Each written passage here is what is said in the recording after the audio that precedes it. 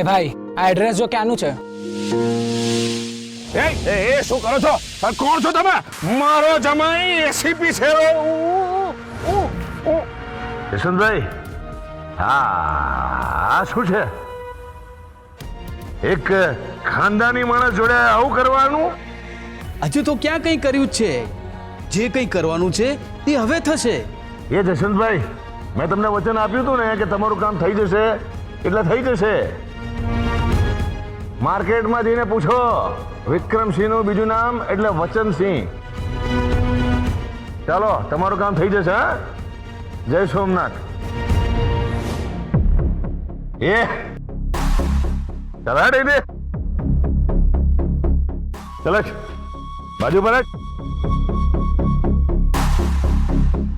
એ જશવંતભાઈ, તમારા માણસોને સમજાવો, એ કદાચ જાણતા નથી કે મારા જમાઈ કોણ છે.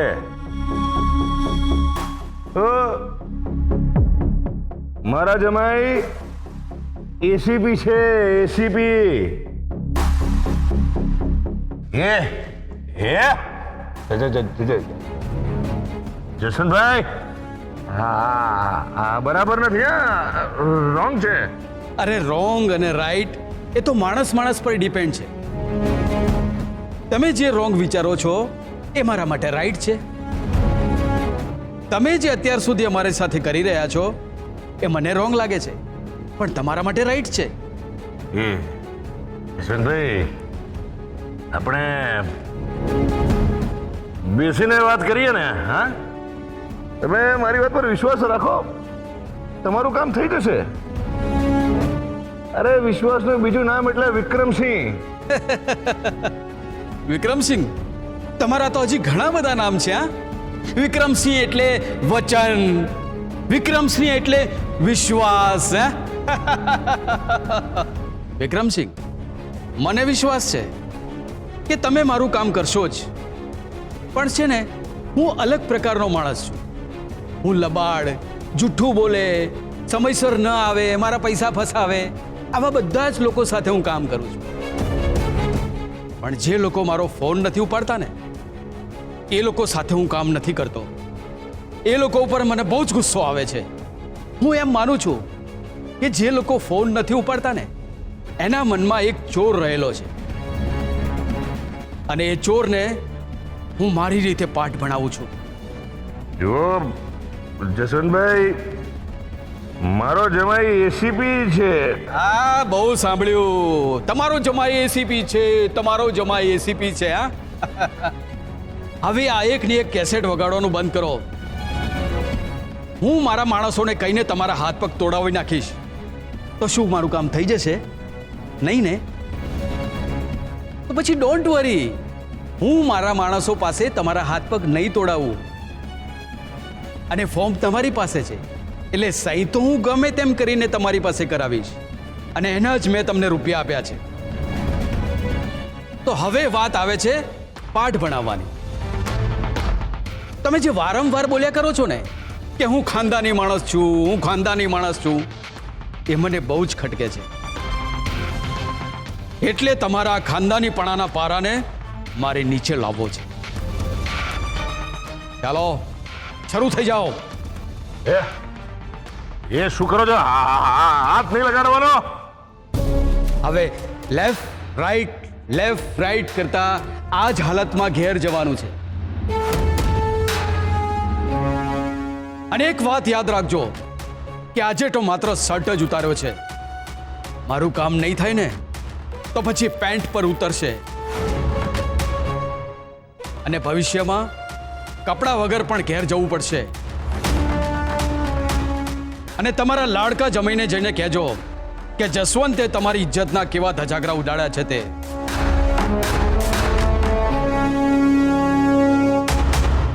લો આ ફોન, અને મારો ફોન ઉપાડવાનો. ઓકે? અને આ પેન ફોર્મમાં સાઇન કરવા માટે. ચાલો, નીકળો. કેસર, તારા પપ્પાને જોયા? ના, પાછું શું થયું? કંઈ નથી થયું, પણ ખબર નહીં ક્યાં ગયા છે, હજી આવ્યા નથી. મમ્મી, તું ટેન્શન ના લઈશ. એ આવતા જ હશે. આવશે તો ખરા જ ને, પણ કંઈ ખાધું નથી. બહાર કંઈ ખાધું હશે કે નહીં ખબર નથી. કેસર, મને તારા પપ્પાની બહુ બીક લાગે છે. ગઈકાલે મેં એટલું કીધું કે હવે ઘેર જવું છે, એમાં ફરી વખત મારી ઉપર ભડક્યા હતા. મમ્મી, તું એમની સાથે ઘરે જવાની વાત કરીશ જ. હું કરી લઈશ. પણ દીકરા, આપણા મનમાં જે ચાલતું હોય એની વાત આપણા માણસને કહેવાય કે નહીં? મેં ખાલી એટલું જ કીધું કે હવે અહીં મને નથી ગમતું, હવે આપણે ઘેર જવું છે. એમાં તો એટલા ગુસ્સે થયા કે અડધી રાત્રે મને હાથ પકડીને રૂમની બહાર ધકેલી દીધી. મને કહે કે અત્યારે જ જતા રહો, દરવાજો બંધ કરી દીધો. કેટલી બધી વાર હું બહાર ઊભી રહીને કરી ત્યારે અંદર આવવા દીધી. આવું કંઈ કરાતું હશે? કોણે શું કર્યું મમ્મી?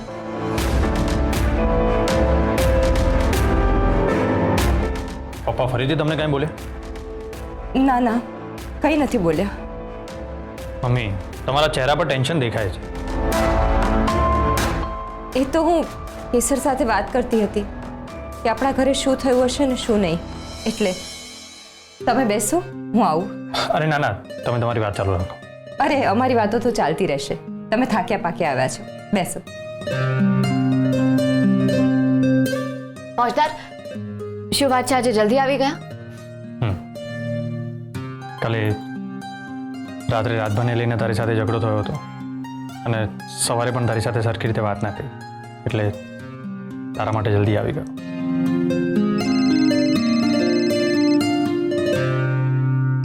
કોનો ફોન છે? ડેડીનો કોલ છે. તમે ઘરે નથી? ના. ઉપાડ તો. શું કહે છે? Hello hello daddy.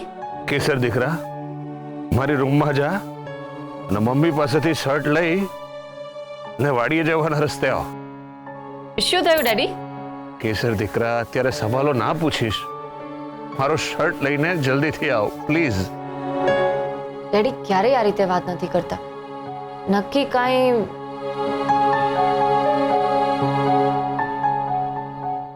સારું, આવું છું.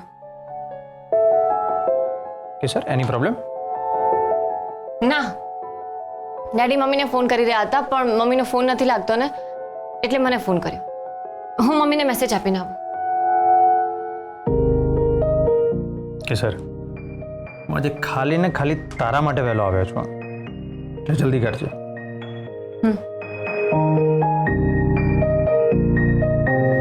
ડેડી, ડેડી, આ શું? તમારો શર્ટ?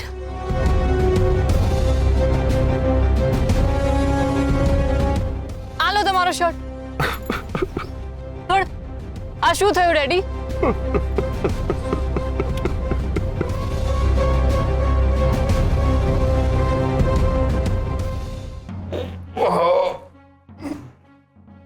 સાચવીને ડેડી. આરામથી.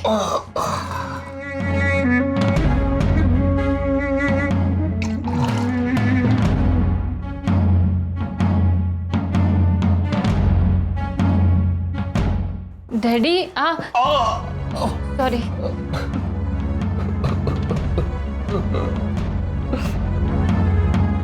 મારી ઇજ્જત ધૂળવા મળી ગઈ. ડેડી, આ બધું કોણે કર્યું અને શા માટે? ખુલ્લા શરીરે મીઠાના પાણીના ચાબખા માર્યા હોય ને એવું લાગે છે. ચાઠા દેખાતા નથી પણ બહુ દુખે છે. સોરી ડેડી, મેં બહુ જ મોડું કરી નાખ્યું. મારે પહેલા જ કંઈક કરી લેવા જેવું હતું. 4 લોકોની વચ્ચે તારા આ ડેડીએ નીચા જોડું થયું. ભર બજારેથી ચાલતા ચાલતા વાડી સુધી કેવી રીતે પહોંચ્યો છું ને એ મારું જ મન જાણે છે. મારી ઇજ્જતના લીરે લીરા ઉડી ગયા. ડેડી, તમે આમ રડશો નહીં. હું તમને આ રીતે રડતા નહીં જોઈ શકું.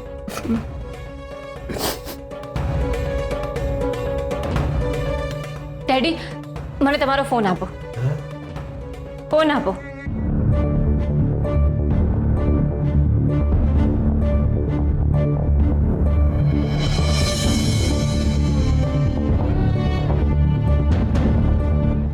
હા વિક્રમસિંહ, શું થયું?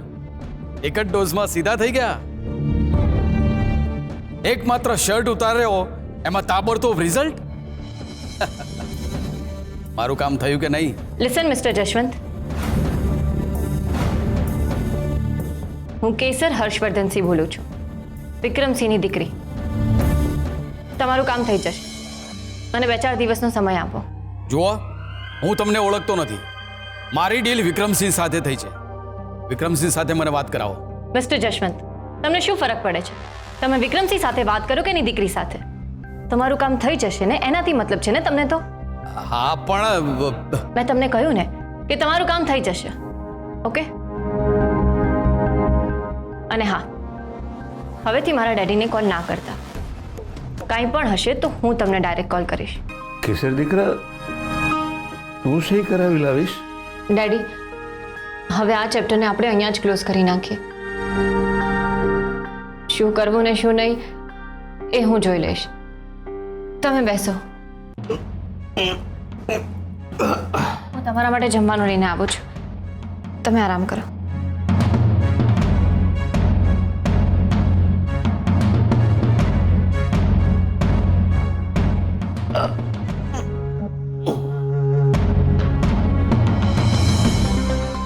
મોજદાર, તું કેમ આમ કરી રહી છે મારી સાથે?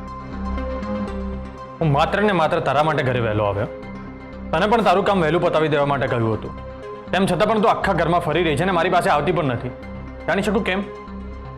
હું આવતી જ હતી, પણ ડેડી હજુ સુધી જમ્યા નથી ને, તેમને જમવાનું આપીને આવું છું. પપ્પા હજી સુધી જમ્યા નથી? Everything is all right? Sir, કેમ આટલી બધી ટેન્શનમાં છે? કંઈ થયું છે? પપ્પાને કંઈ થયું છે? એમણે તને બહાર કેમ બોલાવી હતી?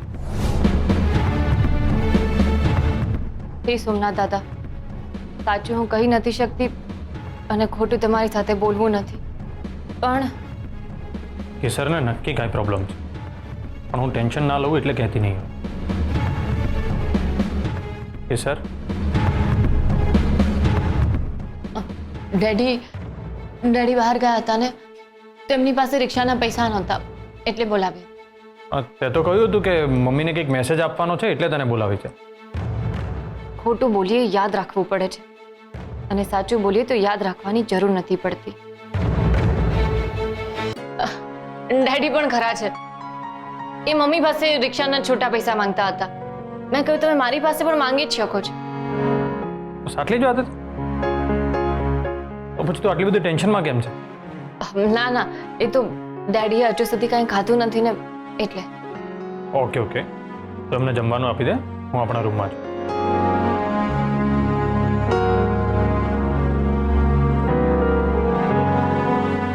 ફોજદાર, હું તમારી બહુ મોટી ગુનેગાર છું. મને માફ કરજો, જોકે હું તો માફી માંગવાને પણ લાયક નથી. હે સોમનાથ દાદા, મેં નક્કી કર્યું હતું કે હવે પછી એમનાથી કાંઈ જ ખોટું નહીં બોલું, પણ તમે જોયું ને, ડેડીએ મારી પાસે કોઈ ઓપ્શન જ નથી રાખ્યું. રોજ આમનાથી કંઈક ને કંઈક ખોટું બોલવું જ પડે છે. પણ હું શું કરું? જો એમને બધે સાચે સાચું કહી દઈશ તો એ જસવંતને તો અંદર કરી જ નાખશે, પણ ડેડીની પણ પોલ ખુલી જશે. ફજેતી થશે અલગ. બસ હવે ડેડીનું આ સાઇન વાળું ચેપ્ટર ક્લોઝ કરવું જ પડશે. બહુ થઈ ગયું.